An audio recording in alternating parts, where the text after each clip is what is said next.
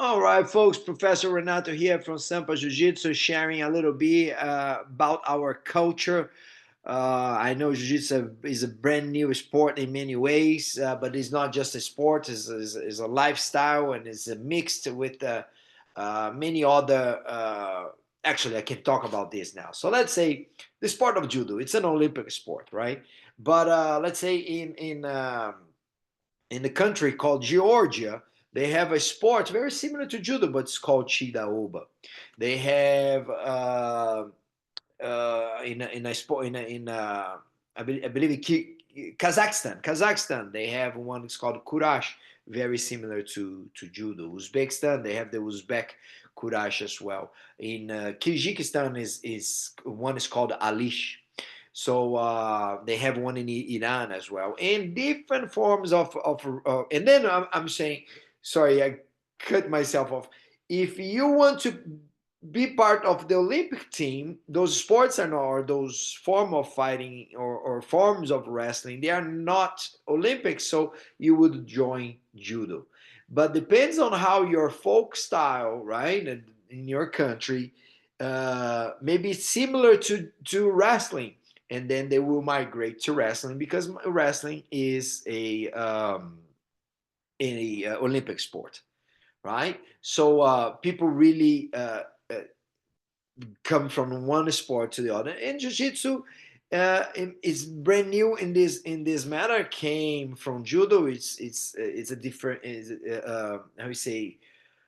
Some people who disagree with me saying that came from judo. I think it's right there. It's right in between the lines. That's true. In many ways came from judo, or actually at the beginning of the existence of judo, when they really decide, okay, we're gonna follow those rules. That's when in Brazil jiu-jitsu decide, no, we're not gonna follow those rules. We're gonna go that way. But so in that matter, maybe really did not came from judo. But it's very go back in history is very hard to especially if you feel literature about it. So anyways,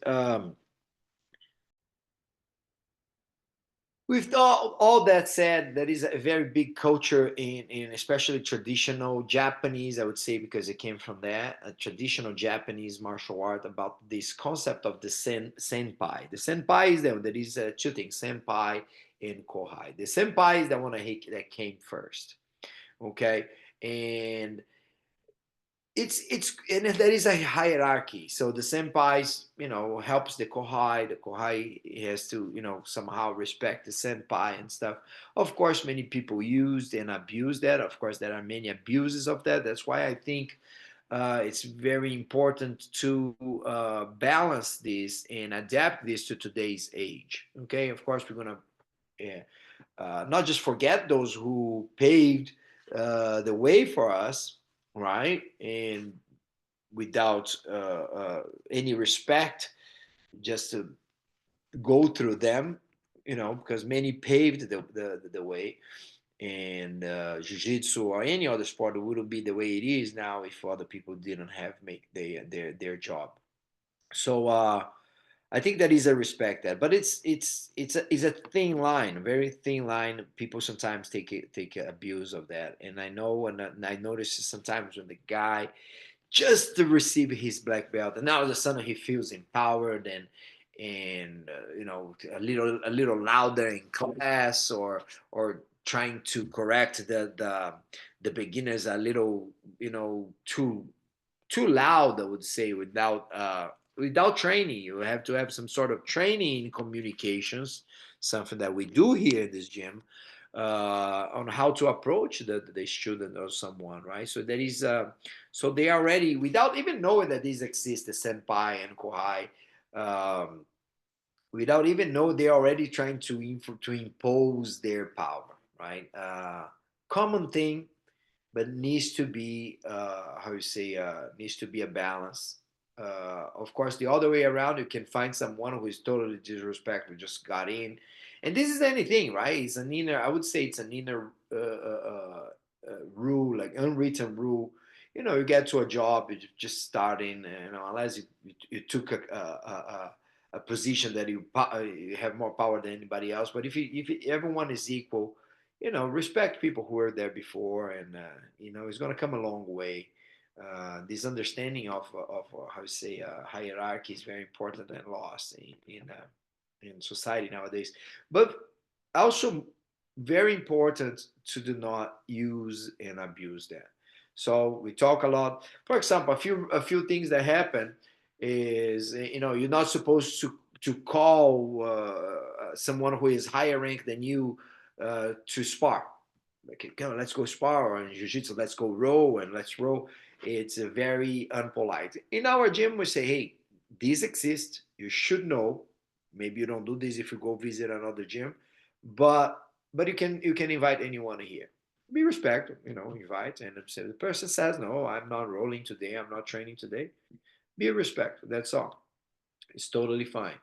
When we are rolling, when we are training, and sometimes the space can be limited. Sometimes a good amount of people come on the mat. The other day we had 70 people training.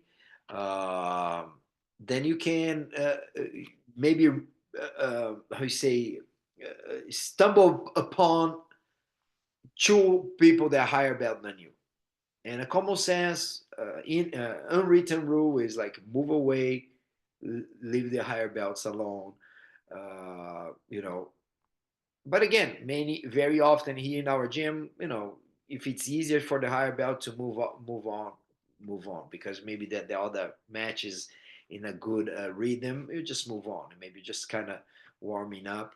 So again, people can use and abuse, right? Very common is like, oh, you are the beginner, so you gotta carry my bags and stuff like that, which doesn't happen, here in this country, in this society. It's old, but this is an example of abusing your power, or your rank of a black belt, right? So I think at the end of the day, uh, the the the black belt should be seen as a leader, someone who is really giving that, someone who, instead of imposing their power, they're just being a leader and helping other people, so earning the, not power, respect.